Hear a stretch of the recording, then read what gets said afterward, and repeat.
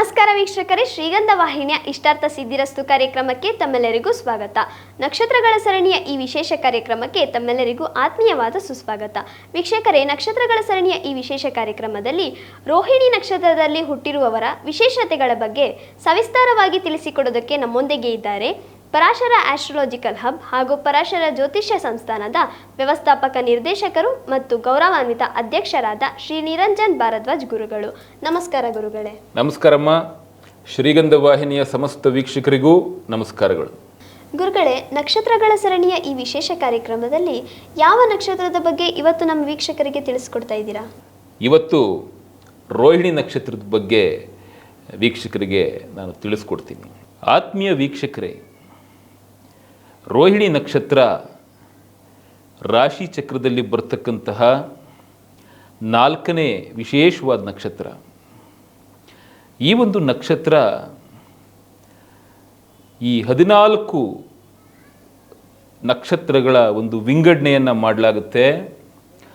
ಅಂದರೆ ಹೊಳೆಯುವಂತಹ ಒಂದು ಪ್ರಖರತೆಗೆ ಅನುಗುಣವಾಗಿ 14 ವಿಧವಾದಂತಹ ವಿಂಗಡಣೆಯನ್ನು ಮಾಡಲಾಗುತ್ತೆ.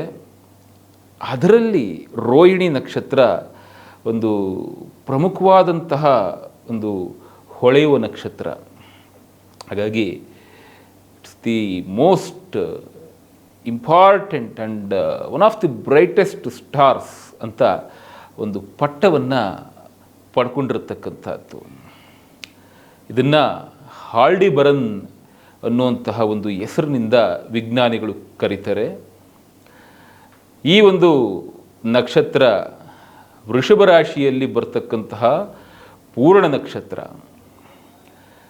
ವೃಷಭ ರಾಶಿಯ ಒಂದು 10 ಡಿಗ್ರಿ 0 ಮಿನಿಟ್ಸ್ ಇಂದ ಇದರ ಒಂದು ಸ್ಪ್ಯಾನ್ ಅಂದರೆ ವಿಸ್ತೀರ್ಣತೆಯ ಒಂದು ಭಾಗ ಅಲ್ಲಿಂದ ಶುರುವಾದರೆ 23 ಡಿಗ್ರಿ 20 ನಿಮಿಷದವರೆಗೂ ಆ ವಿಸ್ತೀರ್ಣತೆಯನ್ನದು ಆ ಡಿಗ್ರಿ ಅಂದರೆ ಆ ಭಾಗದವರೆಗೂ ಅದು ಹೊಂದಿರುತ್ತೆ. ನೋಡಿ, ವೃಷಭ ರಾಶಿಯಲ್ಲಿ ಬರ್ತಕ್ಕಂತಹ ಒಂದು ಪೂರ್ಣ ನಕ್ಷತ್ರ. ವೃಷಭ ರಾಶಿಯಲ್ಲಿ ಚಂದ್ರ ಉತ್ಕೃಷ್ಟವಾದ ಸ್ಥಾನಮಾನ. ಹಾಗೆ ರೋಹಿಣಿ ನಕ್ಷತ್ರದ 2ನೇ ಚರಣದಲ್ಲಿ ಚಂದ್ರನಿಗೆ ಮಹತ್ತರವಾದಂತಹ ಒಂದು ಪರಮ ಉತ್ಕೃಷ್ಟತೆ ಅಂತಂದರೂ ತಪ್ಪಾಗಲ್ಲ. ಅಷ್ಟರ ಮಟ್ಟಿಗೆ ಒಂದು ವಿಧವಾಗಿ ಆ ವಿಶೇಷವಾದಂತಹ ಸ್ಥಾನಮಾನವನ್ನು ಆ ಚಂದ್ರ ಪಡ್ಕೊಳ್ತಕ್ಕಂಥದ್ದು. ಆ ವಿಶೇಷವಾದ ಸ್ಥಾನಮಾನ ಈ 2ನೇ ಪಾದದಲ್ಲಿ ಇರ್ತಕ್ಕಂಥದ್ದು ಅನ್ನೋದನ್ನು ನಾವು ಮರಿಬಾರ್ದು.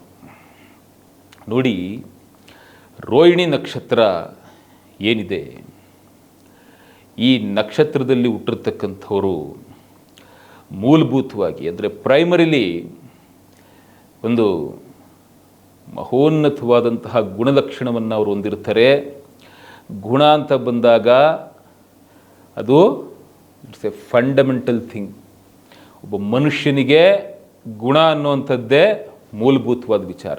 ಆ ಮೂಲಭೂತವಾದ ವಿಚಾರದಲ್ಲಿ ಇವರು ಎತ್ತಿದ ಕೈ ಅಂತಂದರೆ ಆ ಒಂದು ವಿಶೇಷವಾದಂತಹ ಗುಣಲಕ್ಷಣವನ್ನು ಹೊಂದಿರುವಂತಹ ವಿಚಾರ ಈ ರೋಹಿಣಿ ನಕ್ಷತ್ರದವರಲ್ಲಿ ನಾವು ಕಾಣಬಹುದು. ಏನಪ್ಪ ಅಂತ ಒಂದು ವಿಶೇಷವಾದ ವಿಚಾರ ಇವರಲ್ಲಿ ಆ ಗುಣದ ಲೆಕ್ಕಾಚಾರದಲ್ಲಿ ಅಂತಂದಾಗ, ಸಾಮಾನ್ಯವಾಗಿ ಎಲ್ಲರ ಜೊತೆ ಒಂದು ವಿಶೇಷವಾದಂತಹ ಸ್ನೇಹ, ವಿಶ್ವಾಸ, ಪ್ರೀತಿ, ಸಹಾನುಭೂತಿ, ಆ ಒಂದು ಮಮಕಾರ, ವಾತ್ಸಲ್ಯಮಯವಾದಂತಹ ಒಂದು ಆ ವಿಶೇಷ ಗುಣಲಕ್ಷಣ ಇದೆಲ್ಲ ಹೊಂದಿರತಕ್ಕಂಥದ್ದು ಈ ರೋಹಿಣಿ ನಕ್ಷತ್ರದವರು. ನೋಡಿ, ಇಷ್ಟೆಲ್ಲ ಅವರ ಮೂಲಭೂತವಾದಂತಹ ಒಂದು ಗುಣಗಳು. ಹಾಗಾಗಿ ಈ ಮೂಲಭೂತವಾದಂತಹ ಗುಣಗಳನ್ನ ಬೇರೆ ಯಾವ ನಕ್ಷತ್ರಗಳು ಅಂದರೆ ಬೇರೆ ಯಾವ ನಕ್ಷತ್ರದಲ್ಲಿ ಹುಟ್ಟಿರ್ತಕ್ಕಂಥವರು ಸಹ ಇಷ್ಟೆಲ್ಲ ಉತ್ತಮವಾದಂತಹ ಗುಣಲಕ್ಷಣಗಳನ್ನ ಇನ್ ಜನರಲ್ಲಿ ಹೊಂದಿರೋದಿಲ್ಲ. ಆದರೆ ಈ ರೋಹಿಣಿ ನಕ್ಷತ್ರದವರು ಹೊಂದಿರತಕ್ಕಂಥದ್ದು ಇಷ್ಟೆಲ್ಲ ಒಂದು ಗುಣ ವಿಶೇಷತೆಗಳಿದೆಯಲ್ಲ, ಇದು ಫ್ಯಾಂಟಾಸ್ಟಿಕ್. ಅಂದರೆ ಇವರೇ ಸರಿಸಾಟಿ ಅನ್ನೋ ಲೆಕ್ಕದಲ್ಲಿ ನಾವು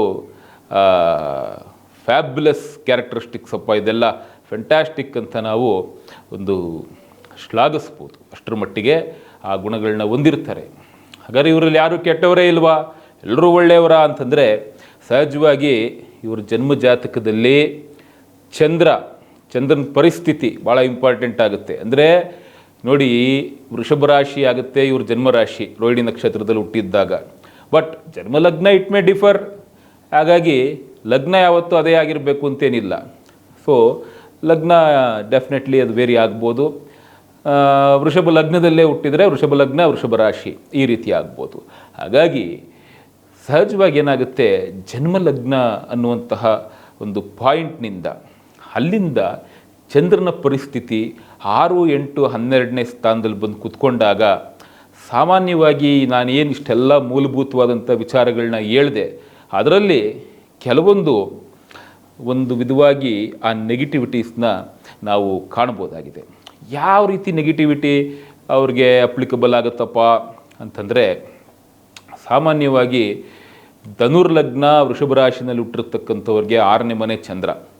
ಇಂಥವ್ರಿಗೆ ಏನಾಗುತ್ತೆ, ಸಹಜವಾಗಿ ಈ ವಿಶ್ವಾಸಕ್ಕೆ ಅನುಗುಣವಾಗಿ ಅವರು ಮೂವ್ ಮಾಡೋದ್ರಲ್ಲಿ ಸ್ವಲ್ಪ ಎಡುತ್ತಾರೆ. ಅಂದರೆ ಈ ವಿಶ್ವಾಸಕ್ಕೆ ಒಂದು ಪ್ರತೀಕ ಅಂತ ಅನಿಸ್ಕೊಂಡಿರ್ತಕ್ಕಂಥ ಈ ರೋಹಿಣಿ ನಕ್ಷತ್ರ, ಅಂದರೆ ಈ ನಕ್ಷತ್ರದವ್ರು ಏನಿದ್ದಾರೆ ಆ ನಕ್ಷತ್ರದವರ ಒಂದು ವಿಚಾರಗಳು ಕೆಲವೊಂದು ಕ್ವೆಶ್ಚನಬಲ್ ಆಗಿ ಕಾಡುತ್ತೆ. ಜೊತೆಗೆ ಇದೇ ಥರ ಅದು ಸೇಮ್ ಕಾಂಟ್ರರಿ ಈ ತುಲಾ ಲಗ್ನ ವೃಷಭ ರಾಶಿ ರೋಹಿಣಿ ನಕ್ಷತ್ರದಲ್ಲಿ ಯಾರು ಹುಟ್ಟಿರ್ತಾರೆ ಅವರು ಸಾಮಾನ್ಯವಾಗಿ ಇವ್ರಿಗೂ ಅಷ್ಟೇ ಒಂದಲ್ಲ ಒಂದು ವಿಧವಾಗಿ ಒಂದು ಮೌಲ್ಯಗಳು, ಅಂದರೆ ಮೌಲ್ಯಾಧಾರಿತವಾದ ಲಕ್ಷಣಗಳು ಸ್ವಲ್ಪ ಕ್ವೆಶ್ಚನಬಲ್ ಆಗಿರುತ್ತೆ. ಅದು ಬಿಟ್ಟರೆ ಮಿಥುನ್ ಲಗ್ನ ಈ ರೋಹಿಣಿ ನಕ್ಷತ್ರ, ಅಂದರೆ ಮಿಥುನ್ ಲಗ್ನದಲ್ಲಿ ಹುಟ್ಟಿ ರೋಹಿಣಿ ನಕ್ಷತ್ರ ವೃಷಭ ರಾಶಿನಲ್ಲಿ ಯಾರು ಹುಟ್ಟಿರ್ತಾರೆ ಅವರುಗಳಿಗೆ ಸ್ವಲ್ಪ ಫಿಸಿಕಲ್ ಸ್ಟ್ರೆಸ್ಸು ಹಾಗೆ ಮೆಂಟಲ್ ಸ್ಟ್ರೆಸ್ಸು ಜಾಸ್ತಿ ಇರತಕ್ಕಂಥದ್ದು. ನೋಡಿ, ಈ 3 ವಿಧವಾದಂತಹ ಲಗ್ನದಲ್ಲಿ ಯಾರು ಈ ನಕ್ಷತ್ರದಲ್ಲಿ ಒಂದು ಆಲ್ಟರ್ನೇಟಿವ್ ಆಗಿ ಹುಟ್ಟಿರ್ತಾರೆ ಅಂದರೆ ಮಿಥುನ್ ಲಗ್ನ ರೋಹಿಣಿ ನಕ್ಷತ್ರ, ತುಲಾ ಲಗ್ನ ರೋಹಿಣಿ ನಕ್ಷತ್ರ, ಹಾಗೆ ಧನುರ್ಲಗ್ನ ರೋಹಿಣಿ ನಕ್ಷತ್ರದಲ್ಲಿ ಯಾರು ಹುಟ್ಟಿರ್ತಾರೆ, ಈ 3 ಜನಗಳನ್ನ ಹೊರತುಪಡಿಸಿ ಇನ್ಯಾವುದೇ ಲಗ್ನದಲ್ಲಿ ಹುಟ್ಟಿರಲಿ, ಜೊತೆಗೆ ಏನು ಈ ರೋಹಿಣಿ ನಕ್ಷತ್ರದಲ್ಲಿ ಅವ್ರು ಹುಟ್ಟಿರ್ತಾರೆ ಅವ್ರುಗಳಿಗೆ ನಾನಷ್ಟೂ ಹೇಳಿದಂಥ ಮೂಲಭೂತವಾದಂಥ ವಿಚಾರಗಳು ವಿಶೇಷವಾಗಿ ಅಪ್ಲಿಕಬಲ್ ಆಗುತ್ತೆ. ಅವರು ಆ ಒಂದು ಸೋಷಿಯಲ್ ಸ್ಟ್ರೆಂತನ್ನು ಹೊಂದಿರ್ತಾರೆ, ಸಾಮಾಜಿಕವಾದಂತಹ ಒಂದು ಬಾಂಡೇಜ್, ಆ ಸೋಷಿಯಲ್ ರಿಲೇಷನ್ಶಿಪ್ ಭಾಳ ಉತ್ತಮವಾಗಿ ಸರಿಯಾದ ಮಟ್ಟದಲ್ಲಿರುತ್ತೆ. ಯಾರ ಜೊತೆಗೂ ಅವರು ಒಂದು ರೀತಿ ಮನಸ್ತಾಪ ಮಾಡ್ಕೊಳ್ಳೋವಂಥದ್ದು, ವೈಮನಸ್ಸಿಗೆ ಗುರಿ ಪಡ್ತಕ್ಕಂತಹ ಲಕ್ಷಣ ಹೊಂದುವಂಥದ್ದು ಇದು ಯಾವುದೂ ಇರೋದಿಲ್ಲ. Except especially what I told 3 ಲಗ್ನಗಳು ವರ್ಸಸ್ ರೋಹಿಣಿ ನಕ್ಷತ್ರದಲ್ಲಿ ಹುಟ್ಟಿರೋರನ್ನ ಹೊರತುಪಡಿಸಿ ಮಿಕ್ಕ ಎಲ್ಲ ಲಗ್ನದವರು ರೋಹಿಣಿ ನಕ್ಷತ್ರದಲ್ಲಿ ಏನಾರು ಅವರು ಕೋಇನ್ಸಿಡೆಂಟ್ಲಿ ಹುಟ್ಟಿದ್ದಾಗ ಓನ್ಲಿ ಪಾಸಿಟಿವ್ ಅಟ್ರಿಬ್ಯೂಟ್ಸ್ ಅಪ್ಲಿಕಬಲ್ ಆಗುತ್ತೆ, ನೆಗೆಟಿವ್ ಅಟ್ರಿಬ್ಯೂಟ್ಸು ಕಡಿಮೆ ಅಪ್ಲಿಕಬಲ್ ಆಗುತ್ತೆ. ಸೊ ಇದು ವಿಷಯ. ಆಮೇಲೆ ನೋಡಿ, ರೋಹಿಣಿ ನಕ್ಷತ್ರ ವೃಷಭ ರಾಶಿನಲ್ಲಿ ಹುಟ್ಟಿರ್ತಕ್ಕಂಥವರು ಅವರ ಒಟ್ಟಾರೆ ಈ ಫಿಸಿಕಲ್ ಆ್ಯಂಡ್ ಮೆಂಟಲ್ ಸ್ಟ್ರೆಂತನ್ನು ವಿಶೇಷವಾಗಿ ಹೊಂದಿರತಕ್ಕಂಥ ಜನ ಅಂತಂದರೂ ತಪ್ಪಾಗಲ್ಲ. ಫಿಸಿಕಲ್ ಸ್ಟ್ರೆಂತು ಭಾಳ ವಿಶೇಷವಾಗಿರುತ್ತೆ. ಕಾರಣ ವೃಷಭ ರಾಶಿ ಅಂತ ಬಂದ್ರೇ ಅದರ ಸಾಂಕೇತಿಕವಾದಂತಹ ಒಂದು ಚಿಹ್ನೆ ಎತ್ತು ಅಥವಾ ಈ ಧನ ಅನ್ನೋ ಥರನೂ ಹೇಳ್ಬೋದು. ಸೊ ಹಾಗಾಗಿ ಹಸು, ಎತ್ತು, ಧನ ಯಾವುದಾದ್ರೂ ಹೇಳ್ಬೋದು. ಸಹಜವಾಗಿ ರೋಹಿಣಿ ನಕ್ಷತ್ರದವರು ಒಂದು ಫಿಸಿಕಲಿ ಸ್ಟ್ರಾಂಗ್ ಇರ್ತಾರೆ, ಎಮೋಷನಲಿ ಸ್ಟ್ರಾಂಗ್ ಇರ್ತಾರೆ, ಆಮೇಲೆ ಸ್ಪಿರಿಚುಯಲಿ ಸ್ಟ್ರಾಂಗ್ ಇರ್ತಾರೆ. ಅಂದರೆ ಆಧ್ಯಾತ್ಮಿಕವಾದ ದೃಷ್ಟಿಕೋನ, ದೇವರು, ಧರ್ಮ. ಹಾಗಾಗಿ ಇಂಥ ವಿಚಾರಗಳಲ್ಲಿ ಒಂದು ವಿಶೇಷವಾದ ವೈಚಾರಿಕತೆಯನ್ನು ಹೊಂದಿರ್ತಾರೆ. ನೋಡಿ, ಧರ್ಮ ಅಂತ ಬಂದಾಗ ಅದರ ವಿಷಯ ಯಾವತ್ತೂ ಅಷ್ಟೇ ಅದು ಒಂದು ವಿಧವಾದಂತಹ ಸರಿ ಮಾರ್ಗ.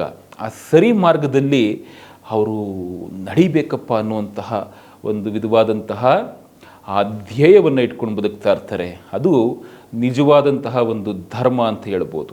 ಹಾಗಾಗಿ ಆ ಸರಿದಾರಿಯಲ್ಲಿ ಹೋಗ್ತಕ್ಕಂತಹದ್ದು ಒಂದು ಒಂದು ವಿಧವಾದಂತಹ ಸತ್ಯಪಥ ಅಂತ ಹೇಳ್ಬೋದು. ಆ ಸತ್ಯಪಥದಲ್ಲಿ ನಡೀತಕ್ಕಂತಹ ಒಂದು ವಿಶೇಷ ವೈಚಾರಿಕತೆಯನ್ನು ಅವರು ಹೊಂದಿರ್ತಾರೆ. That is the most quality of the Rohini ನಕ್ಷತ್ರ. ಆಮೇಲೆ ಈ ನಕ್ಷತ್ರದವ್ರಿಗೆ ಸಹಜವಾಗಿ ಒಂದು ಸಿಂಪಲ್ ಕೀವರ್ಡ್, ಆ ಕೀವರ್ಡನ್ನು ಯಾವ ರೀತಿ ಕೊಡ್ಬೋದಪ್ಪ ಅಂತಂದರೆ ಆರೋಗ್ಯ, ಐಶ್ವರ್ಯ ಈ ಎರಡೂ ವಿಧವಾದಂತಹ ಯೋಗವನ್ನು ಹೊಂದಿರತಕ್ಕಂಥ ಜನ ಅಂತ ಹೇಳ್ಬೋದು.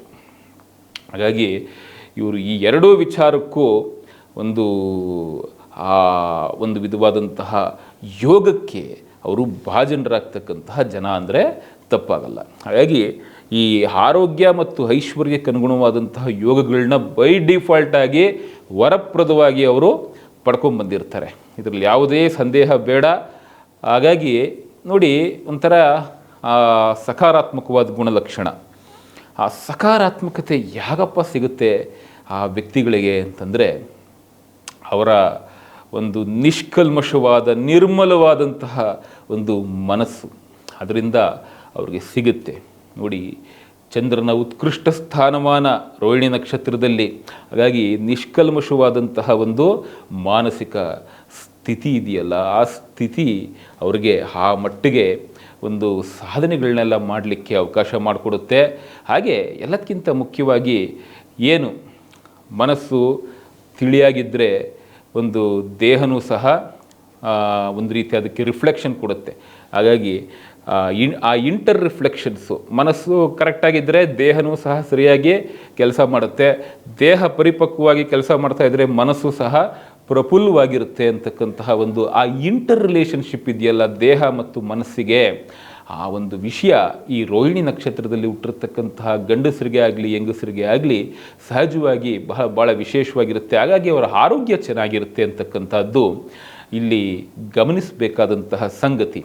ಆಮೇಲೆ ಇವ್ರಿಗೆ ಅವರ ಬದುಕಿನಲ್ಲಿ ಈ ಫೈನಾನ್ಷಿಯಲ್ ಕಂಡೀಷನ್ನು ಸ್ಟೇಬಲ್ ಆಗಿರುತ್ತೆ ಸದಾಕಾಲ.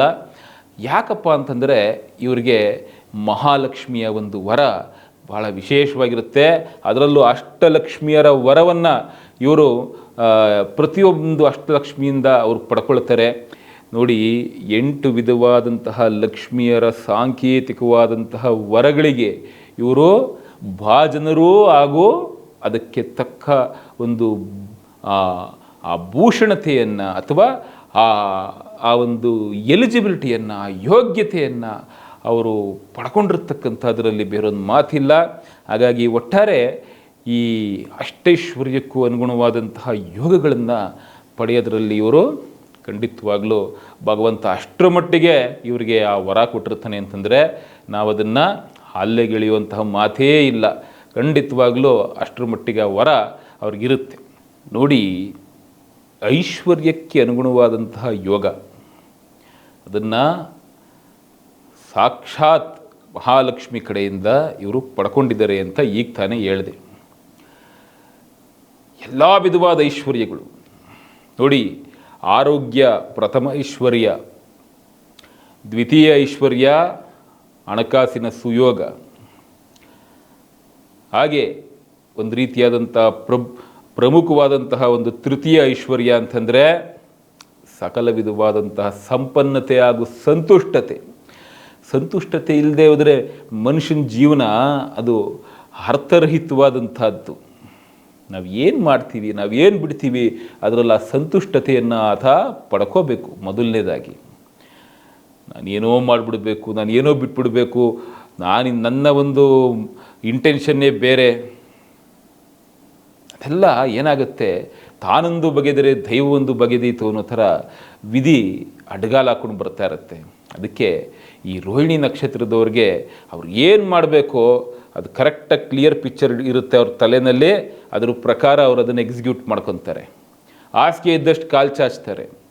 ಅದು ಅವರ ವಿಶೇಷವಾದಂತಹ ಒಂದು ನಿದರ್ಶನಪ್ರಾಯ ಗುಣ ಅಂತಂದರೆ ತಪ್ಪಾಗಲ್ಲ. ಇದನ್ನು ನೀವು ಅರ್ಥ ಮಾಡ್ಕೋಬೇಕಾಗಿರುವಂಥ ಒಂದು ವಿಚಾರ. ಆಮೇಲೆ ನೋಡಿ, ಈ ನಕ್ಷತ್ರದವರು ಸಾಮಾನ್ಯವಾಗಿ ಅವರ ಜೀವನದ ಒಂದು ಈ 26 ತಪ್ಪಿದ್ರೆ 27ನೇ ಏಜ್ನ ಆಸ್ಪಾಸ್ನಲ್ಲಿ ಅವರಿಗೆ ಒಂದು ಟರ್ನಿಂಗ್ ಪಾಯಿಂಟ್ ಬರುತ್ತೆ. ಹಾಗೆ 37 ತಪ್ಪರು 38 ಈ ಟೈಮ್ನಲ್ಲಿ ಒಂದು ಟರ್ನಿಂಗ್ ಪಾಯಿಂಟ್ ಬರುತ್ತೆ. ಕೆಲವೊಬ್ಬರಿಗೆ 39ನೇ ಏಜ್ನಲ್ಲೂ ಬರ್ತಕ್ಕಂಥ ಒಂದು ಸಾಧ್ಯತೆ. ಆ ಟರ್ನಿಂಗ್ ಪಾಯಿಂಟ್ ಬಂದಾದ ಮೇಲೆ ನೋಡಿ, ಇವ್ರ ಲೈಫಲ್ಲಿ 50 ವರ್ಷದವರೆಗೂ ಆ ಸುಭದ್ರತೆ, ಆ ಒಂದು ವಿಶೇಷವಾದಂತಹ ಸಮೃದ್ಧಿ ಅದು ಯಾವತ್ತೂ ಇವರು ಕೈ ಬಿಟ್ಟು ಹೋಗಲ್ಲ. ಹಾಗಾಗಿ ದಿ ಮೋಸ್ಟ್ ಟರ್ನಿಂಗ್ ಪಾಯಿಂಟ್ ಒದಗ್ತಕ್ಕಂಥದ್ದು 37, 38, 39 ಈ ಒಂದು ವಯೋಮಾನದ ಆಸ್ಪಾಸ್ನಲ್ಲಿ. ಇದನ್ನು the most important significative time line in their life ಅಂತ ಹೇಳ್ತಕ್ಕಂಥ ವಿಚಾರ. ಅಂದರೆ ಬಹು ಮಹತ್ತರವಾದಂತಹ ಒಂದು ವಯೋಕಾಲಮಾನ ಅಂತ ನಾರದ ಸಂಹಿತೆಯಲ್ಲಿ ಈ ರೋಹಿಣಿ ನಕ್ಷತ್ರದವರಿಗೆ ಹೇಳಿರ್ತಕ್ಕಂಥ ವಿಚಾರ. ಅದು ಒಂದು ಸಲ ಟ್ರಿಗರ್ ಆಗಿ ಅದು ಆ ಒಂದು ಯೋಗಕ್ಕೆ ಅವರು ಪಾತ್ರರಾದರು ಅಂತಂದರೆ ಅಲ್ಲಿಂದ ಆಚೆಗೆ ಹೆಚ್ಚು ಕಡಿಮೆ 50-52 ಏಜ್ವರೆಗೂ ಅವ್ರಿಗೆ ಅವ್ರನ್ನ ಯಾರೂ ಸಹ ಒಂದು ರೀತಿ ಏನೇ ಆದ್ರೂ ಆ ಸ್ಥಿರತೆಯ ಸುಭದ್ರತೆಯ ಒಂದು ಸ್ಟೇಟಸ್ ಇದೆಯಲ್ಲ, ಆ ಸ್ಥಾನಮಾನದಲ್ಲಿ ಅವರು ಇರ್ತಾರೆ. ಅವ್ರು ಯಾರೂ ಅವ್ರನ್ನ ಅಲ್ಲಿಂದ ಕೆಳಗಿಳಿಸ್ಲಿಕ್ಕೆ ಸಾಧ್ಯವಿಲ್ಲ. ಇದು 100ಕ್ಕೆ 100 ಸತ್ಯ. ಹಾಗಾಗಿ the most important turning point, ಆ ಪಾಸಿಟಿವ್ ಶಿಫ್ಟ್ ಬರ್ತಕ್ಕಂತಹ ಒಂದು ಆ ಟೈಮ್ ಲೈನ್ ಇದು. ಆಮೇಲೆ ಎಲ್ಲದಕ್ಕಿಂತ ಮುಖ್ಯವಾಗಿ ಫೈನಾನ್ಷಿಯಲ್ ಕಂಡೀಷನ್ ಅಂತ ನಾನೇನು ಆಗಲೇ ತಮ್ಮ ಹತ್ರ ಒಂದು ವಿಚಾರ ಮಾತಾಡ್ತಾ ಇದ್ದೆ. ಆ ಫೈನಾನ್ಷಿಯಲ್ ಕಂಡೀಷನ್ನು ಭಾಳ ಒಂದು ಆ ಸ್ಟ್ರಗ್ಲಿಂಗ್ ಪಾಯಿಂಟ್ಸ್ಗೆ ಒಂದು ಅಂತ್ಯ ಬರ್ತಕ್ಕಂಥದ್ದು 32 ತಪ್ಪರು 33ನೇ ವಯಸ್ಸಿನ ಆಸ್ಪಾಸ್ನಲ್ಲಿ. ನೋಡಿ, ಅಲ್ಲಿಂದ ಆಚೆಗೆ ಸ್ವಲ್ಪ ಫೈನಾನ್ಷಿಯಲ್ ಕಂಡೀಷನ್ ಉತ್ತಮವಾಗುತ್ತೆ. ಸಹಜವಾಗಿ ವೃಷಭ ರಾಶಿನಲ್ಲಿ ಹುಟ್ಟಿರ್ತಕ್ಕಂಥವ್ರಿಗೆ ಹಾಗೆ ಅದು ಕೃತಿಕಾ 2ನೇ ಚರಣದಿಂದ ಸ್ಟಾರ್ಟ್ ಆಗಿ ಮೃಗಶಿರ 2ನೇ ಚರಣದವರೆಗೂ ಯಾರು ಹುಟ್ಟಿರ್ತಾರೆ, ಒಟ್ಟಾರೆ ಆ ಒಂದು 9 ನಕ್ಷತ್ರ ಪಾದಗಳು ಒಟ್ಟಾರೆ ಏನು ಬರುತ್ತೆ, 3 ವಿಧವಾದ ನಕ್ಷತ್ರಗಳ 9 ನಕ್ಷತ್ರ ಪಾದಗಳು ವೃಷಭ ರಾಶಿಯಲ್ಲಿ ಬರ್ತಕ್ಕಂಥದ್ದು. ಕೃತಿಕ 2, 3, 4, ರೋಹಿಣಿಯ ಎಲ್ಲ ಪಾದಗಳು, ಮೃಗಶಿರ 1, 2. ಹಾಗಾಗಿ ಈ ವೃಷಭ ರಾಶಿಯವರಿಗೆ ಸಹಜವಾಗಿ 32, 33 ಅನ್ನುವಂಥದ್ದು ಇದೆಯಲ್ಲ, ಅದು ಫೈನಾನ್ಷಿಯಲಿ ಅಪ್ಗ್ರೇಡ್ ಆಗ್ತಕ್ಕಂತಹ ಒಂದು ಟೈಮ್ ಲೈನು. ಸೊ ಇದು ಭಾಳ ಇಂಪಾರ್ಟೆಂಟ್ ಪಾಯಿಂಟ್. ಸೊ ರೋಹಿಣಿ ನಕ್ಷತ್ರದವರೆಗೂ same thing applicable. But financial ಕಂಡೀಷನ್ನು ಒಂದು ಚಾರ್ಮ್ಫುಲ್ಲಾಗಿ ಸ್ಟೇಬಲ್ನೆಸ್ನಲ್ಲಿ, ಅಂದರೆ ಆ ಸ್ಥಿರತೆಯನ್ನು ಕಂಡುಕೊಂಡು ಎಲ್ಲೂ ಸಹ ಯಾವುದೇ ವಿಧವಾದಂತಹ ಒಂದು ಆ ಸ್ಟೆಬಿಲಿಟಿ ಫ್ಯಾಕ್ಟ್ರಿಗೆ ಧಕ್ಕೆ ಬರದೇ ಇರೋ ಹಾಗೆ ನಡೆಸ್ಕೊಂಡು ಹೋಗ್ತಕ್ಕಂಥದ್ದು ಈ 37, 38 ತಪ್ಪರು 39ನೇ ವಯಸ್ಸಿನ ಸಂದರ್ಭದಲ್ಲಿ. ಸೊ ಇದು ಅರ್ಥ ಮಾಡ್ಕೋಬೇಕು. ಸೊ ಅಲ್ಲಿವರೆಗೂ ಟೇಕ್ ಆಫ್ ಆಗ್ತಾ ಇರ್ತದೆ. So that kind of taking of the period of the time, especially from 32 or 33 to 38 or 39 ಅಲ್ಲಿವರೆಗೂ ಏನು ಆ ಟೇಕಿಂಗ್ ಆಫ್ ಟೈಮ್ ಇದೆಯಲ್ಲ, ಅದು ಭಾಳ ಇಂಪಾರ್ಟೆಂಟ್. ಸೊ ಅಲ್ಲಿಂದ ಆಚೆಗೆ ನೋಡಿ ಅವರ ಜೀವನ ಸಮೃದ್ಧಿಯುತವಾಗಿ ಸುಭದ್ರಿತವಾಗಿ ಒಟ್ಟಾರೆ ಆ ಒಂದು ಸುಲಕ್ಷಣದಲ್ಲಿ ಅದು ನಡೆಯುತ್ತೆ. ಅಂದರೆ ಯಾವುದೇ ಒಂದು ಅವಲಕ್ಷಣ ಅಂತ ಯಾವುದೇ ಆಭಾಸಕರವಾದಂತಹ ಘಟನೆಗಳು ನಡೆದೇ ಸುಲಕ್ಷಣಯುಕ್ತವಾಗಿ ಜೀವನ ಸಾಗುತ್ತಲ್ಲ, ಅದು ಮೋಸ್ಟ್ ಇಂಪಾರ್ಟೆಂಟ್. ನೋಡಿ, ಈ ರೋಹಿಣಿ ನಕ್ಷತ್ರದವರು ಮೊದಲನೇದು ಆರೋಗ್ಯದ ವಿಚಾರ, ಎರಡನೇದು ಐಶ್ವರ್ಯದಾಯಕವಾದ ವಿಚಾರ, ಆಮೇಲೆ ಮೂರನೆಯ ಒಂದು ಪ್ರಮುಖವಾದ ವಿಚಾರ ಏನಪ್ಪ ಅಂತಂದರೆ, ಅದು ಒಂದು ರೀತಿ ಅವರಿಗೆ ಮಧ್ಯ ವಯಸ್ಸಿನ ಒಂದು ಸಂದರ್ಭದಲ್ಲಿ ಏನು ದೊರಕುತ್ತೆ, ಆ ಪ್ರಮುಖವಾದ ವಿಚಾರ ಏನಪ್ಪ ಅಂತಂದರೆ that is fortune, luck R the ಭಾಗ್ಯ. ಆ ಪ್ರಾಸ್ಪರಿಟಿಗೆ ಅನುಗುಣವಾದಂತಹ ಒಂದು ಫಾರ್ಚೂನ್ ಅಂದರೆ ಏಳಿಗೆಗೆ ಅನುಗುಣವಾದಂತಹ ಒಂದು ಅದೃಷ್ಟದಾಯಕ ಅಥವಾ ಭಾಗ್ಯೋದಯಕ್ಕೆ ಅನುಗುಣವಾದಂತಹ ವಿಚಾರ ಲಭ್ಯವಾಗ್ತಕ್ಕಂಥದ್ದು. ಅದು ಖಂಡಿತವಾಗ್ಲೂ ಶತಸಿದ್ಧ ಮಧ್ಯ ವಯಸ್ಸಿನ ಆಸ್ಪಾಸ್ನಲ್ಲಿ ಅವರಿಗೆ ಅದೆಲ್ಲವೂ ದೊರಕುತ್ತೆ. ಹಾಗಾಗಿ ಈ ಮೂರು ವಿಚಾರ ಏನಿದೆ, ಒಂದು ಆರೋಗ್ಯ, ಒಂದು ಐಶ್ವರ್ಯ, ಹಾಗೆ ಭಾಗ್ಯೋದಯ, ಈ ಮೂರು ವಿಚಾರದಲ್ಲಿ ವಿಶೇಷವಾದ ವರಸಂಪನ್ನತೆಯನ್ನು ಪಡ್ಕೊಂಬಂದಿರತಕ್ಕಂಥ ಜನ ರೋಹಿಣಿ ನಕ್ಷತ್ರದವರು ಅಂತಂದರೆ ಅದು ತಪ್ಪಾಗಲ್ಲ. ಹಾಗಾಗಿ ಅಷ್ಟರ ಮಟ್ಟಿಗೆ ವಿಶೇಷವಾದಂಥ ವರ ಭಗವಂತ ಅವರು ಕೊಟ್ಟಿದ್ದಾನೆ. ಜನ್ಮತಾ ಕೊಟ್ಟಿದ್ದಾನೆ ಅನ್ನುವಂಥದ್ದೇ ಇಲ್ಲಿ ಸ್ಮರಣೆ ಮಾಡ್ಕೋಬೇಕಾದಂಥ ವಿಚಾರ. ಒಟ್ಟಾರೆ ನೋಡಿ, ಈ ರೋಹಿಣಿ ನಕ್ಷತ್ರದವರು ಜೀವನದಲ್ಲಿ ಹಿಂದೆ ನೋಡ್ತಕ್ಕಂತಹ ಜನ ಅಲ್ಲ, ಮುಂದ್ಗಡೆ ಆ ಹೆಜ್ಜೆಯನ್ನು ಇಟ್ಕೊಂಡು ಆ ಹೆಜ್ಜೆ ಏನಿಡ್ತಾ ಇರ್ತಾರೆ ಅದ್ರ ತಕ್ಕ ಹಾಗೆ ಅನುಭವಗಳನ್ನ ಪಡ್ಕೊಂಡು ಎಲ್ಲರನ್ನೂ ಒಂದು ರೀತಿ ಪ್ರೀತಿಪೂರ್ವಕವಾಗಿ, ಸ್ನೇಹಪೂರ್ವಕವಾಗಿ, ವಿಶ್ವಾಸಪೂರ್ವಕವಾಗಿ ಕಂಡುಕೊಂಡು ಯಾರ ಹತ್ರನೂ ಅಷ್ಟಾಗಿ ದ್ವೇಷ ಕಟ್ಕೊಳ್ಳದೆ ಎಲ್ಲರೂ ಬೇಕಪ್ಪ, ಎಲ್ಲರೂ ನಮ್ಮವರೇ ಅನ್ನುವಂತಹ ಒಂದು ಹಿತವಾದಂತಹ ಒಂದು ಮನಸ್ಥಿತಿ, ಅದರಲ್ಲೂ ಶುದ್ಧ ಮನಸ್ಥಿತಿಯನ್ನು ಇಟ್ಕೊಂಡು ಹೋಗ್ತಕ್ಕಂಥ ಜನ ಈ ರೋಹಿಣಿ ನಕ್ಷತ್ರದವರು ಅಂದರೆ ತಪ್ಪಾಗಲ್ಲ. ಒಟ್ಟಾರೆ ಈ ರೋಹಿಣಿ ನಕ್ಷತ್ರದವರಿಗೆ ಭಗವಂತ ಕೊಟ್ಟಿರುವಂಥ ವರಗಳು ಅದು ಅಷ್ಟಲಕ್ಷ್ಮಿಯರ ವಿಶೇಷವಾದಂತಹ ವರಗಳು. ಆ ವರಗಳಿಗೆ ಏನು ಇವರು ಪಾತ್ರರಾಗ್ತಾರೆ ಅದು ಇವರ ಸೌಭಾಗ್ಯಯುತವಾದಂತಹ ಲಕ್ಷಣ. ಹಾಗಾಗಿ ಸೌಭಾಗ್ಯವಂತರು ನೋಡಿ, ಈ ರೋಹಿಣಿ ನಕ್ಷತ್ರದಲ್ಲಿ ಹುಟ್ಟಿರ್ತಕ್ಕಂಥ ಹೆಣ್ಮಕ್ಳಿದಾರಲ್ಲ ಅವರೆಲ್ಲ ಸೌಭಾಗ್ಯವತಿಯರು ಅಂತಂದರೆ ತಪ್ಪಾಗಲ್ಲ. ಅದರಲ್ಲೂ ಈ ರೋಹಿಣಿ ನಕ್ಷತ್ರದಲ್ಲೇ ಅವರೇನಾದರೂ ಋತುಮತಿಗಳಾದ್ರಂತೂ ನಿಜವಾಗ್ಲೂ ಅವರಷ್ಟು ಸಂಪತ್ಭರಿತವಾದಂತಹ ಸ್ತ್ರೀಯರು. ಹಾಗೆ ಎಲ್ಲದಕ್ಕಿಂತ ಮುಖ್ಯವಾಗಿ ಅವರಿಂದ ಒಂದು ಏನು ಅವರು ಓದಂಥ ಮನೆ ಅಷ್ಟರ ಮಟ್ಟಿಗೆ ಅದು ಉದ್ಧಾರ ಆಗ್ತಕ್ಕಂಥದ್ದು. ಹಾಗಾಗಿ ರೋಹಿಣಿ ನಕ್ಷತ್ರದಲ್ಲಿ ಹುಟ್ಟಿರ್ತಕ್ಕಂಥವರ ಭಾಳ ಸಂಗಾತಿಗೆ ವಿಶೇಷವಾದಂತಹ ಫೈನಾನ್ಷಿಯಲ್ ಸ್ಟೆಬಿಲಿಟಿ ದೊರಕತಕ್ಕಂಥದ್ರಲ್ಲಿ ಬೇರೊಂದು ಮಾತಿಲ್ಲ. ಇದು 100ಕ್ಕೆ 100ರಷ್ಟು ಒಂದು ವರಪ್ರದವಾದಂಥ ವಿಚಾರ ಅದು. ಆಮೇಲೆ ರೋಹಿಣಿ ನಕ್ಷತ್ರದಲ್ಲಿ ಹುಟ್ಟಿರ್ತಕ್ಕಂಥವರ ಒಂದು ಜೀವನದಲ್ಲಿ ಒದಗತಕ್ಕಂತಹ ಒಂದು ಸಂಕಷ್ಟಕರವಾದಂಥ ವಿಚಾರ. ಸಹಜವಾಗಿ 17ನೇ ಏಜು, 27ನೇ ಏಜು ಬಿಟ್ಟರೆ 42, 52 ಹಾಗೂ ಒಂದು ವಿಧವಾಗಿ 68ರ ಆಸ್ಪಾಸ್ನಲ್ಲಿ ಏನೋ ಒಂಥರ ದುಃಖಕರವಾದಂಥ ಪರಿಸ್ಥಿತಿ, ಒಂದು ವಿಧವಾಗಿ ವಯೋಸಹಜವಾಗಿ ಅನಾರೋಗ್ಯಕರವಾದ ಪರಿಸ್ಥಿತಿಗೆ ತುತ್ತಾಗ್ತಕ್ಕಂಥದ್ದು, ಕಂಟಕಪ್ರಾಯವಾದಂತಹ ಒಂದು ಸಮಯ ಒದಗತಕ್ಕಂಥದ್ದು, ಇದೆಲ್ಲ ಈ ರೋಹಿಣಿ ನಕ್ಷತ್ರದವರಿಗೆ ಈ ಒಂದು ವಯಸ್ಸಿನ ಒಂದು ಏನು ಈ ಸಂದರ್ಭಗಳಲ್ಲಿ ಆಗ್ತಕ್ಕಂಥದ್ದಿರುತ್ತೆ.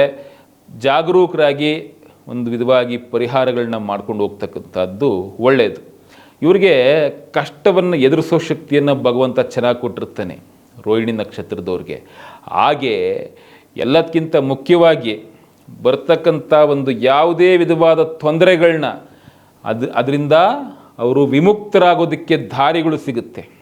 ಆ ತೊಂದರೆಗಳಿಗೆ ಎಲ್ಲ ಯಾರಿಗೆ ಬೇಕಾದ್ರೂ ಬರ್ಬೋದು, ಯಾವುದೇ ವ್ಯಕ್ತಿಗೂ ತಪ್ಪಿದ್ದಲ್ಲ.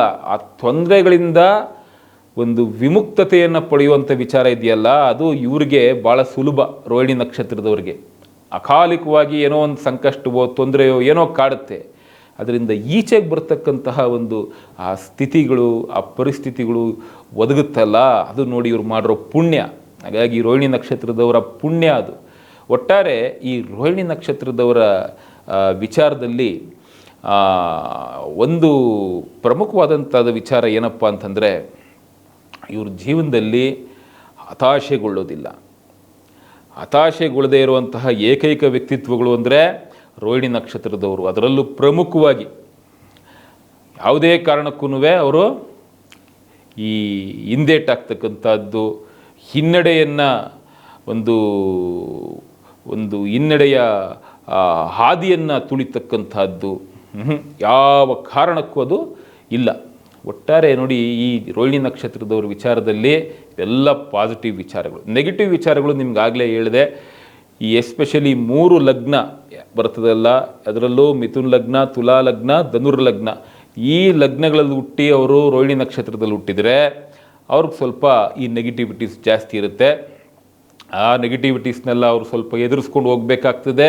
ಅದರಲ್ಲೂ ಪಾದಗಳಿಗೆ ಅನುಗುಣವಾದಂತಹ ಒಂದು ನಿದರ್ಶನಗಳನ್ನ ನಾವು ಲೆಕ್ಕಾಚಾರ ಹಾಕಿ ಮಾತಾಡಬೇಕು. ಅದರಲ್ಲಿ ನೋಡಿ, 1ನೇ ಪಾದ ಏನಿದೆ, ಆ 1ನೇ ಪಾದದವರು ಹೆಚ್ಚು ಸ್ಟ್ರಗಲಿಂಗ್ ಟೈಮ್ಸ್ನ ಎದುರು ನೋಡಬೇಕಾಗ್ತದೆ. ಒಂಥರ ಹರಸಾಹಸ ಪಟ್ಕೊಂಡೇ ಜೀವನ ಸಾಗಿಸ್ಬೇಕು ಹಂತದಲ್ಲೂ ಸಾಹಸಮಯವಾದಂತಹ ಜೀವನವೇ ಅವ್ರದ್ದು ಪಾಪ. ಹಾಗಾಗಿ ಬಟ್ ಅಡ್ವೆಂಚರಸ್ ಸ್ಪಿರಿಟ್ ಇದ್ದರೆ ಸಂತೋಷ, ಅಡ್ವೆಂಚರಸ್ ಸ್ಪಿರಿಟ್ ಇಲ್ಲದೆ ಹೋದರೆ ಹರಸಾಹಸ ಪಡ್ತಾನೇ ಇರಬೇಕು. ಆಗ ಅವರು ಒಂದು ರೀತಿ ಆ ರಿಯಲೈಸೇಷನ್ ಅಂದರೆ ಒಂದು ರೀತಿ ವಾಸ್ತವಕ್ಕೆ ಅನುಗುಣವಾಗಿ ಜೀವನ ಸಾಗಿಸ್ತಾ ಹೋಗ್ಬೇಕಾಗತ್ತೆ. ಎಲ್ಲರನ್ನೂ ಬದಲಾವಣೆ ಮಾಡೋಕ್ಕಾಗದೇ ಇದ್ದವ್ರನ್ನೆಲ್ಲ ಬದಲಾಯಿಸ್ಬಿಡ್ತೀನಿ, ಈ ಜಗತ್ತನ್ನೇ ನಾನು ಏನು ಬೇಕಾದ್ರೂ ಇದು ಮಾಡಿಬಿಡ್ತೀನಿ, ನನ್ನ ವಿರುದ್ಧ ಮಾತಾಡೋರನ್ನು ನಾನು ಒಂದು ರೀತಿ ಸರಿಪಡಿಸ್ಕೊಂಡು ಹೋಗ್ತೀನಿ ಅಂದರೆ ಇದೆಲ್ಲ ಕಷ್ಟ ಸಾಧ್ಯ. ಹಾಗಾಗಿ ಯಾರು ನಿಮ್ಮ ಒಂದು ಪ್ರೀತಿ ಪಾತ್ರತೆಗೆ ಒಂದು ಬೆಲೆ ಕೊಡ್ತಾರೆ ಅವ್ರಿಗೆ ಬೆಲೆ ಕೊಡಿ. ಹಾಗಾಗಿ ಖಂಡಿತವಾಗ್ಲೂ ನೀವು ನಿರ್ಣಾಯಕವಾದಂತಹ ಒಂದು ಸ್ಥಿತಿಯಲ್ಲಿ ಜೀವನವನ್ನು ಸಾಗಿಸ್ಬೋದು. ಹಾಗಾಗಿ ಈ ಒಂದನೇ ಪಾದದವ್ರು ಏನಪ್ಪ ಅಂದರೆ ಪಾಪ ಎಲ್ಲರನ್ನೂ ತಿದ್ದಕ್ಕೆ ಪ್ರಯತ್ನ ಪಡ್ತಾರೆ, ಏನೋ ಒಂದು ರೀತಿ ಸಾಹಸ ಪಡ್ತಾರೆ, ಎಲ್ಲರೂ ಇವ್ರಿಗೆ ಅನುಗುಣವಾಗಿ ಪಾಪ ಇರಲ್ಲ, ಅದೇ ಸಮಸ್ಯೆ. ಹಂಗಾಗಿ ಅವರು ಕೆಲವೊಂದು ಸಂದರ್ಭಗಳಲ್ಲಿ ಯಾಕೋ ಈ ರೀತಿ ಇದೆಯಲ್ಲ ಅಂಥೇಳಿ ಒಂದು ರೀತಿ ಪರಿತಾಪಗಳನ್ನ ಪಡ್ತಕ್ಕಂಥದ್ದಾಗುತ್ತೆ. ಎಲ್ಲದಕ್ಕಿಂತ ಮುಖ್ಯವಾಗಿ ಏನಪ್ಪ ಅಂದರೆ ಅವ್ರ ಜನ್ಮಜಾತಕದಲ್ಲಿ ಕುಜ ಅಷ್ಟಮದಲ್ಲೂ ಇದ್ದ, ಅಷ್ಟಮದಲ್ಲಿ ಎಸ್ಪೆಷಲಿ ಕುಜ ಇದ್ದ, ಚಂದ್ರ ಬಂದು 6, 8 ಅಥವಾ 12ನೇ ಸ್ಥಾನದಲ್ಲಿತ್ತು ಜನ್ಮಲಗ್ನದಿಂದ ಅಂದಾಗ ಇಂಥವರೆಲ್ಲ ಪಾಪ ಬಹುವಿಧವಾಗಿ ಅವರು ಕಷ್ಟಪಡ್ತಕ್ಕಂಥದ್ದಾಗುತ್ತೆ. ಎಲ್ಲದಕ್ಕಿಂತ ಮುಖ್ಯವಾಗಿ ಆ ಗೌರವ ಮನ್ನಣೆಗಳನ್ನ ಅವರು ಪಡ್ಕೊಳ್ಳೋದ್ರಲ್ಲಿ ವಿಫಲರಾಗ್ತಾರೆ. ಅದು ಬಿಟ್ಟರೆ ಕುಜದೋಷ ಏನೂ ಇಲ್ಲ, ಪರವಾಗಿಲ್ಲ, ಒಂದು ಒಳ್ಳೆಯ ಲಗ್ನದಲ್ಲಿ ಹುಟ್ಟಿದ್ದಾರೆ. ಅಪಾರ್ಟ್ ಫ್ರಮ್ ದೀಸ್ 3 ತುಲಾ ಲಗ್ನ, ಧನುರ್ಲಗ್ನ, ಮಿಥುನ್ ಲಗ್ನವನ್ನು ಹೊರತುಪಡಿಸಿ ಬೇರೆ ಲಗ್ನದಲ್ಲಿ ಹುಟ್ಟಿದ್ದಾರೆ, ರೋಹಿಣಿ ನಕ್ಷತ್ರದಲ್ಲೇ ಹುಟ್ಟಿದ್ದಾರೆ, ಅದರಲ್ಲೂ ಪರ್ಟಿಕ್ಯುಲರ್ಲಿ 1ನೇ ಪಾದದಲ್ಲಿ ಹುಟ್ಟಿದ್ದಾರೆ, ಕುಜದೋಷ ಏನೂ ಇಲ್ಲ ಅನ್ನೋದಾದರೆ 100% ಅವರು ಉತ್ತಮವಾದಂತಹ ಆದರ್ಶಪ್ರಾಯವಾದಂತಹ ಒಂದು ಗುಣವನ್ನು ಹೊಂದಿ ಅವರು ಜೀವನ ಸಾಗಿಸ್ತಾ ಇರ್ತಾರೆ. ಖಂಡಿತವಾಗ್ಲೂ ಎಲ್ಲೆಲ್ಲೂ ಅವರಿಗೆ ಏಳಿಗೆ ಸಮೃದ್ಧಿ ದೊರಕುತ್ತೆ, ಅದರಲ್ಲೂ ಮಧ್ಯ ವಯಸ್ಸಿನಲ್ಲಂತೂ ಸಿಕ್ಕೇ ಸಿಗುತ್ತೆ. ಆಮೇಲೆ 2ನೇ ಪಾದದವರು ಒಂಥರ ವಿದ್ವತ್ತು, ಜ್ಞಾನ. ನೋಡಿ, ರೋಹಿಣಿ ನಕ್ಷತ್ರದವ್ರಿಗೆ ಜ್ಞಾನ ಸಂಪತ್ತು ಭಾಳ ವಿಶೇಷವಾಗಿರುತ್ತೆ. ಅದರಲ್ಲೂ 2ನೇ ಪಾದದವರು ಒಂಥರ ವಿದ್ವತ್ತನ್ನು ಹೊಂದಿರತಕ್ಕಂಥ ಜನ. ಸುಮ್ಮನೆ ಏನೇನೋ ಬಾಯಿಗೆ ಬಂದಂಗೆ ಮಾತಾಡೋದಿಲ್ಲ. ವಿದ್ವತ್ತು ಅಂದರೆ ಆ ವಿದ್ವತ್ತಿಗನುಗುಣವಾದಂತಹ ಒಂದು ವೈಚಾರಿಕತೆ ಅವರಲ್ಲಿ ಖಂಡಿತವಾಗ್ಲೂ ನಾವು ಕಾಣ್ಬೋದು 2ನೇ ಪಾದದವರಲ್ಲಿ. 3ನೇ ಪಾದದವರು ಬುದ್ಧಿವಂತಿಕೆಯ ಒಂದು ವಿಷಯ, ಅದರಲ್ಲೂ ಲೆಕ್ಕಾಚಾರ, ನೀರಿಗೆ ಹಾಕಿದ್ರು ಲೆಕ್ಕ ಹಾಕ್ಬಿಟ್ಟು ಆ ರೀತಿ ಲೆಕ್ಕಾಚಾರಿಗಳು. ಆ ಲೆಕ್ಕಾಚಾರದಲ್ಲೂ ಒಂದು ರೀತಿಯಾದಂತಹ ಒಂದು ಆ ಡಿಸಿಪ್ಲಿನನ್ನು ಕಲ್ತಿರ್ತಾರೆ. ಆ ಡಿಸಿಪ್ಲಿನ್ ನಿಜವಾಗ್ಲೂ ಅವ್ರನ್ನ ಮೇಲಕ್ಕೆ ತರುತ್ತೆ.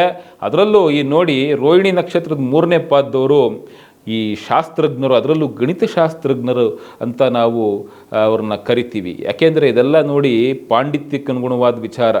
ವಿದ್ವತ್ ಬೇರೆ, ಪಾಂಡಿತ್ಯ ಬೇರೆ. ಹಾಗಾಗಿ ವಿದ್ವತ್ತು 2ನೇ ಪಾದದವ್ರ ಪಾಲಾದರೆ ಪಾಂಡಿತ್ಯ 3ನೇ ಪಾದದಲ್ಲಿ ಯಾರು ಹುಟ್ಟಿರ್ತಾರೆ ಅವರ ಪಾಲು. ಅಂದರೆ ಪಾಂಡಿತ್ಯವನ್ನು ಪಡ್ಕೋಬೇಕು ಅಂತಂದರೆ ಅದಕ್ಕೆ ಆ ಒಂದು ಆ ತಿಳುವಳಿಕೆ ಅನ್ನೋದು ಇದೆಯಲ್ಲ, ಆ ತಿಳುವಳಿಕೆ ಜಾಸ್ತಿ ಇರಬೇಕು. ಅಂದರೆ analysing capability, the analytical mind ಅಂತ ಹೇಳ್ತೀವಿ. ಆ ಅನಲಿಟಿಕಲ್ ಮೈಂಡ್ ಚೆನ್ನಾಗಿದ್ದಾಗ ಮಾತ್ರ ಆ ತಿಳುವಳಿಕೆ, ಅದರ ತಕ್ಕಂತಹ ಅನಲೈಸೇಷನ್ಸು, ಆಮೇಲೆ ಆ ಒಂದು ಪಾಂಡಿತ್ಯವನ್ನು ಪಡೆಯುವಂತಹ ಒಂದು ವಿಚಾರ, ಇದು 3ನೇ ಪಾದದವ್ರಿಗೆ 100% ನಾವು ಇಷ್ಟೂ ವಿಚಾರವನ್ನು ಹೇಳ್ಬೋದು. 4ನೇ ಪಾದದವರು ಒಂಥರ ಸಕಲ ರೀತಿಯಾದಂತಹ ಸಂತುಷ್ಟತೆ, ಸಂಪನ್ನತೆಗಳನ್ನ ಪಡೆಯುವಂಥ ಜನ. ಹಾಗಾಗಿ ಆ ಸಂಪನ್ನತೆಗೆ ಒಂದು ಕಾರಕತ್ವವನ್ನು ವಹಿಸ್ಕೊಂಡಿರ್ತಕ್ಕಂಥದ್ದು 4ನೇ ಪಾದ. ಏನೂ ಕುಂದುಕೊರತೆ ಇರೋದಿಲ್ಲ, ಜೀವನ ಸುಗಮವಾಗಿ ನಡೆಯುತ್ತೆ, ಸೌಖ್ಯಕರವಾಗಿ ನಡೆಯುತ್ತೆ. ಆ ಸೌಖ್ಯಕರವಾಗಿ ನಡೆಯೋದಕ್ಕೆ ಇವರು ಆ ಒಂದು ಅದೃಷ್ಟದಾಯಕವಾದ ವಿಚಾರಗಳನ್ನ, ವರಗಳನ್ನ ಪಡ್ಕೊಂಬಂದಿದ್ದಾರೆ ಅಂದರೆ ತಪ್ಪಾಗೋದಿಲ್ಲ. ಒಟ್ಟಾರೆ ಈ ರೋಹಿಣಿ ನಕ್ಷತ್ರದಲ್ಲಿ ಹುಟ್ಟಿರುವಂಥವರು ಬಹು ವಿಧವಾಗಿ ಅದೃಷ್ಟಶಾಲಿಗಳು, ಬಹು ವಿಧವಾಗಿ ಭಾಗ್ಯವಂತರು. ಎಲ್ಲದಕ್ಕಿಂತ ಹೆಚ್ಚಾಗಿ ಎಲ್ಲರ ಜೊತೆ ಸ್ನೇಹ ಸೌಹಾರ್ದತೆಯಿಂದ ಜೀವನ ಸಾಗಿಸಬೇಕು ಅನ್ನುವಂತಹ ಹಿತಾಸಕ್ತಿಯನ್ನು ಹೊಂದಿರತಕ್ಕಂಥ ಜನ ಅಂತಂದರೆ ತಪ್ಪಾಗೋದಿಲ್ಲ. ಒಟ್ಟಾರೆ ನೋಡಿ, ರೋಹಿಣಿ ನಕ್ಷತ್ರದವರು ಇಷ್ಟೆಲ್ಲ ವಿಚಾರ ಏನು ಹೇಳಿದೆ ಅದನ್ನು ಅರ್ಥ ಮಾಡ್ಕೊಳ್ಳಿ. ನಿಮಗೆ ಬಹು ವಿಶೇಷವಾಗಿ ಒಂದು ಫಲದಾಯಕವಾದಂತಹ ಒಂದು ಪುಣ್ಯಕ್ಷೇತ್ರ ಅಂತಂದರೆ ನಮ್ಮ ಕರ್ನಾಟಕ ರಾಜ್ಯದಲ್ಲಿ ಇರ್ತಕ್ಕಂತಹ ಮಂಡ್ಯ ಜಿಲ್ಲೆಯಲ್ಲಿ ಇರ್ತಕ್ಕಂತಹ ಶ್ರೀರಂಗಪಟ್ಟಣ ತಾಲೂಕಿನಲ್ಲಿರ್ತಕ್ಕಂತಹ ಗಂಜಾಮ್ ಅನ್ನುವಂತಹ ಒಂದು ವಿಶೇಷವಾದ ಪುಣ್ಯಪ್ರದವಾದ ಕ್ಷೇತ್ರ. ಆ ಗಂಜಾಮ್ನಲ್ಲಿ ನೆಲೆ ನಿಂತಿರ್ತಕ್ಕಂತಹ ಮಹಾತಾಯಿ ಅಂತಂದರೆ ಸಾಕ್ಷಾತ್ ಪಾರ್ವತಿಯ ಒಂದು ಅಂಶ ಅಂತಂದರೆ ತಪ್ಪಾಗೋದಿಲ್ಲ. ನಿಮಿಷದಲ್ಲೇ ಭಕ್ತರ ಕಷ್ಟವನ್ನು ತೊಲಗಿಸುವಂತಹ ಒಂದು ನಿಟ್ಟಿನಲ್ಲಿ ಅಭಯವನ್ನು ಕೊಡ್ತಕ್ಕಂತಹ ಮಹಾದೇವಿ ನಿಮಿಷಾಂಬೆ. ಈ ನಿಮಿಷಾಂಬೆ ದೇವಿಯ ಒಂದು ವಿಶೇಷಕರವಾದಂತಹ ಪುಣ್ಯ ಸನ್ನಿಧಿ, ದಿವ್ಯ ಸನ್ನಿಧಿ ಇರತಕ್ಕಂಥದ್ದು ನಮ್ಮ ಕರ್ನಾಟಕ ರಾಜ್ಯದ ಈ ಮಂಡ್ಯ ಜಿಲ್ಲೆಯಲ್ಲಿ ಇರ್ತಕ್ಕಂತಹ ಶ್ರೀರಂಗಪಟ್ಟಣ ತಾಲೂಕಿನಲ್ಲಿರ್ತಕ್ಕಂತಹ ಒಂದು ಏನು ಕಾವೇರಿ ನದಿಯ ದಡದಲ್ಲಿ ಏನು ಈ ದೇವಿ ವಿರಾಜಮಾನವಾಗಿ ಭಕ್ತರ ಕಷ್ಟವನ್ನು ತೊಲಗಿಸಲಿಕ್ಕೆ, ಭಕ್ತರ ಒಂದು ಇಷ್ಟಾರ್ಥಗಳನ್ನ ಈಡೇರಿಸಲಿಕ್ಕೆ ಒಂದು ಅಭಯ ಸ್ವರೂಪಿಣಿಯಾಗಿ ಏನು ದೇವಿ ತನ್ನ ಒಂದು ಮಕ್ಕಳಿಗಾಗಿ, ಅಂದರೆ ನಾವೆಲ್ಲ ತಾಯಿಯ ಮಕ್ಕಳು, ತನ್ನ ಮಕ್ಕಳಿಗಾಗಿ ಆ ಒಂದು ಅಭಯವನ್ನು, ಅವರ ತೊಂದರೆಗಳನ್ನ ದೂರ ಮಾಡ್ತಕ್ಕಂತಹ ಒಂದು ನಿಟ್ಟಿನಲ್ಲಿ ಆ ವರಗಳನ್ನ ಕೊಡ್ತಕ್ಕಂತಹ ಮಹಾದೇವಿ, ಮಹಾತಾಯಿ ಶ್ರೀ ನಿಮಿಷಾಂಬೆ. ಆ ನಿಮಿಷಾಂಬಾ ದೇವಿಯ ಒಂದು ದರ್ಶನ ಮಾಡ್ಕೊಂಡು ಬನ್ನಿ. ಅದರಲ್ಲೂ ಸೋಮವಾರ ಅಥವಾ ಶುಕ್ರವಾರ ಅಥವಾ ಅಮಾವಾಸ್ಯೆ ಅಥವಾ ಪೌರ್ಣಮಿಯ ಸಂದರ್ಭದಲ್ಲಿ ಹೋಗಿದ್ದು ದೇವಿಗೆ ಏನು ನಿಮ್ಮ ಯಥಾಶಕ್ತಿ ಒಂದು ಯಾವುದೇ ವಿಧವಾಗಿ ಒಂದು ಭಕ್ತಿಯಿಂದ ನೀವೊಂದು ಹೂವು ಕೊಡಿ. ಆ ಹೂವು ಕೊಟ್ಟರೆ ಸಾಕು, ದೇವಿ ಖಂಡಿತವಾಗಲೂ ಸಂಪನ್ನಭರಿತವಾದಂತಹ ವರಗಳನ್ನ ದಯಪಾಲಿಸ್ತಾಳೆ. ಅಂಥ ಮಹಾತಾಯಿ ಶ್ರೀ ನಿಮಿಷಾಂಬಾ ದೇವಿ. ಆ ನಿಮಿಷಾಂಬಾ ದೇವಿಯ ಒಂದು ದಿವ್ಯ ಸನ್ನಿಧಿಗೆ ತಾವೆಲ್ಲ ರೋಹಿಣಿ ನಕ್ಷತ್ರದವ್ರು ಹೋಗಿದ್ದು ಬನ್ನಿ. ಅದರಲ್ಲೂ ನಿಮಿಷ ಮಾತ್ರದಲ್ಲಿ ಆ ದೇವಿ ನಿಮ್ಮ ತೊಂದರೆಗಳಿಗೆ ವಿಮುಕ್ತತೆಯನ್ನು ಕೊಡುವಂತಹ ನಿಟ್ಟಿನಲ್ಲಿ ಅಭಯವನ್ನು ಕೊಡ್ತಕ್ಕಂಥ ಮಹಾತಾಯಿ. ಅದನ್ನು ಮಾತ್ರ ಮರಿಬೇಡಿ. ನಿಮಿಷಾಂಬ ದೇವಸ್ಥಾನಕ್ಕೆ ಹೋಗಿದ್ದು ಬನ್ನಿ. ಇದು ನಿಮಗೆ ವಿಶೇಷಕರವಾದಂತಹ ಒಂದು ಪುಣ್ಯಭರಿತವಾದಂತಹ ಒಂದು ಪರಿಹಾರ ಕ್ಷೇತ್ರ ಅಂತ ನಾನು ಈ ಸಂದರ್ಭದಲ್ಲಿ ಹೇಳಲಿಕ್ಕೆ ಇಷ್ಟಪಡ್ತೀನಿ. ಗುರುಗಳೇ, ಇಷ್ಟೊತ್ತವರೆಗೂ ರೋಹಿಣಿ ನಕ್ಷತ್ರದಲ್ಲಿ ಹುಟ್ಟಿರುವವರ ವಿಶೇಷತೆಗಳು ಹಾಗೆ ಅವ್ರಿಗಾಗಿರುವಂತಹ ಪರಿಹಾರ ಕ್ಷೇತ್ರಗಳ ಬಗ್ಗೆ ನಮ್ಮ ವೀಕ್ಷಕರಿಗೆ ತುಂಬಾ ಅದ್ಭುತವಾಗಿ ತಿಳಿಸ್ಕೊಟ್ರಿ. ಧನ್ಯವಾದಗಳು ಗುರುಗಳೇ. ಧನ್ಯವಾದಗಳಮ್ಮ. ಎಲ್ಲರಿಗೂ ಒಳ್ಳೆಯದಾಗಲಿ. ಲೋಕ ಸಮಸ್ತ ಸುಖಿನೋ ಭವಂತು, ಸಮಸ್ತ ಸನ್ಮಂಗಳಾದಿ ಭವಂತು.